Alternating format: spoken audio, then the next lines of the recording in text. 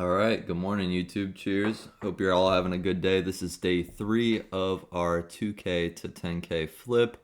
It's going to be a little bit slower at first, but it's going to pick up as we go. We're already $450 into profit. We've only taken 3 trades, so we're not doing half bad. However, once we hit like the 3K, 4K mark, it's going to start going a lot faster.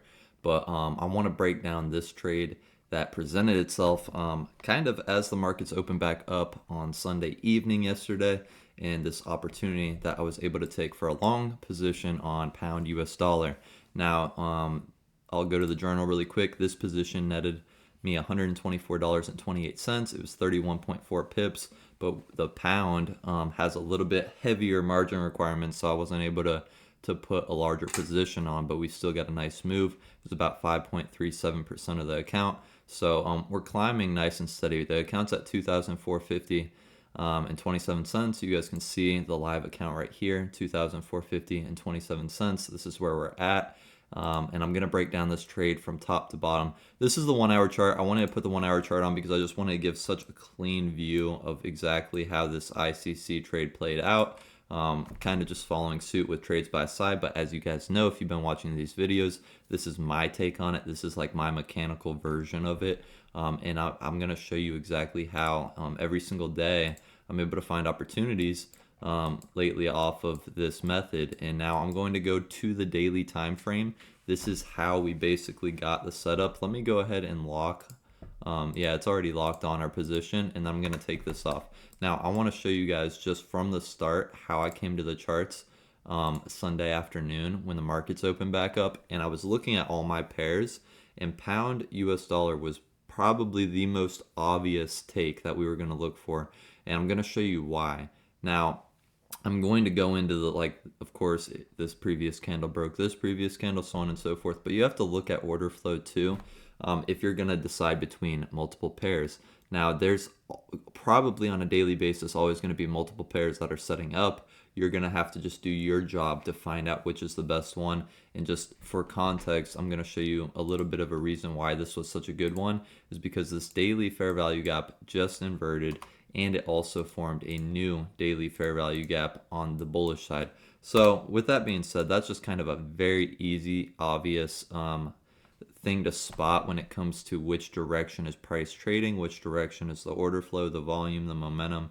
So I wanted to point that out. However, it has nothing to do with our actual setup. It's just even more of a confluence on why this setup should have worked and why I would, you'd probably want to be taking longs on pound US dollar.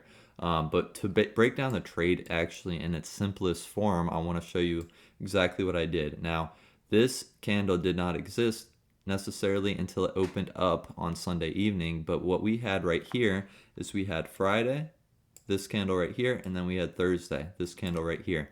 Now, what you notice is Friday closed above Thursday. Now, that's super important. When we're trading SCI, when we're trading the trades by SCI ICC method, we're basically waiting for a point to, let me zoom out some so it's easier to draw. We're waiting for this point to form, right? Now, SCI, he looks very closely at different, let me drop to a smaller time frame so I could draw this on better. He looks, he tries to spot this with his eyes, and he does a very good job at it. He's very trained, very skilled in what he's doing. For me, I had a hard time trying to spot, which was this very important high to basically take our trades off of. And what I mean by that is he would wait, he would have a point that he would mark up, and he would wait for that point to get broken through. When that point gets broken through, he would wait for price to trade back inside, and then he simply waits for price to peak out again, right? And so the whole idea is once price got above this point before, it went here. So if it gets above this point again, it should go here again.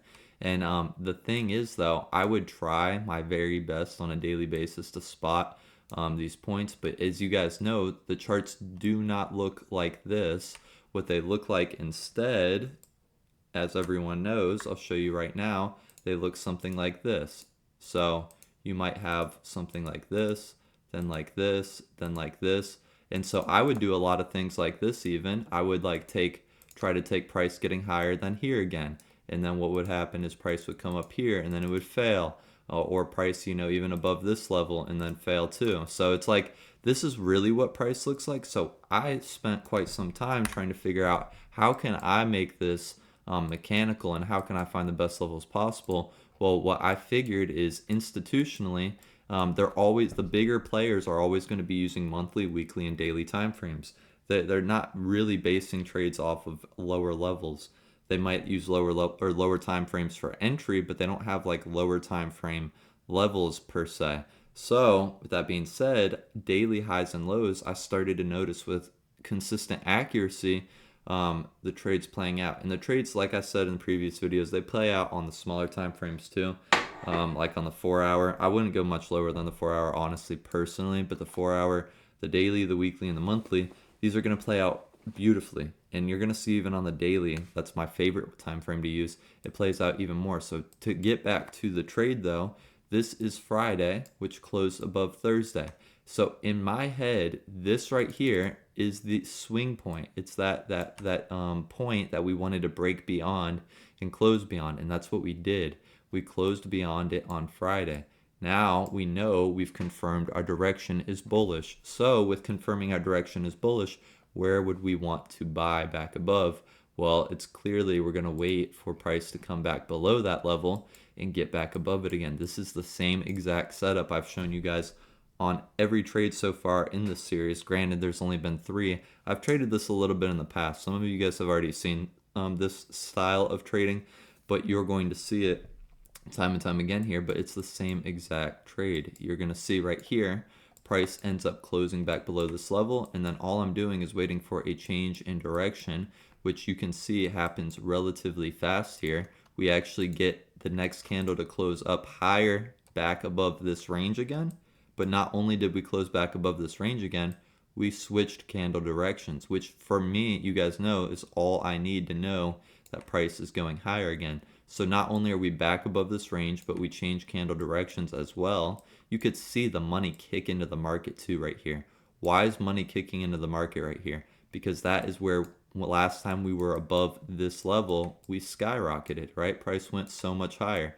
And so we just matched price. This was a 3.61R trade. It would have even been better had I put my stop like right at the low, but I wanted to give it like a pip or two of breathing room because I just, I'm trying to build confidence with this and I'm not trying to get tagged out of trades. But you guys can see, you just let it play out and it was just clear as day. It's obviously where price wanted to go, right? And you see it work time and time again, day after day. Like this is if you guys probably are familiar with like the ICT silver bullet. You're not gonna have a channel getting on here on YouTube and showing you guys live breakdowns of the silver bullet playing out every day, even if they have all of these pairs. You know what I mean? It's like, yeah, I've definitely got pairs to select from, but at the same time too, the same setup is appearing every day with the same time frames, the same entry model. This is clearly how the markets move, with consistent accuracy. I mean, this is just market structure. It's trading with the trend in its simplest form, with finally, I think, a repeatable and mechanical model that makes sense to me to make it as easy as possible after 5 years of trading. So I hope this video adds some value to your trading. I hope these last 3 videos have, and that you guys are starting to get the hang of it. I'm going to keep breaking down my trades on here. If you guys are starting to spot these setups too on your own, I'd love to hear, which pair you picked for the day.